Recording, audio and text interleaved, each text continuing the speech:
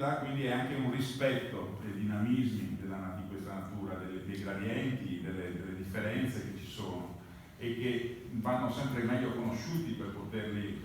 difendere. E quindi la laguna è un ecosistema di transizione, adesso qui che la accomuna, pur essendo unica in certi aspetti, si riconoscono questi ecosistemi, sono stati riconosciuti a livello europeo, internazionale, non solo dagli aspetti dagli studiosi, ma anche nelle leggi che proteggono le leggi europee ambientali che proteggono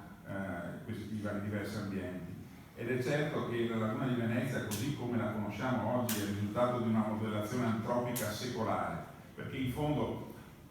costruire una città dentro una laguna è proprio il posto sbagliato, che non si dovrebbe, che nessuno si metterebbe oggi a dare un'autorizzazione di costruire una città dentro una laguna se ci fosse una laguna pristina.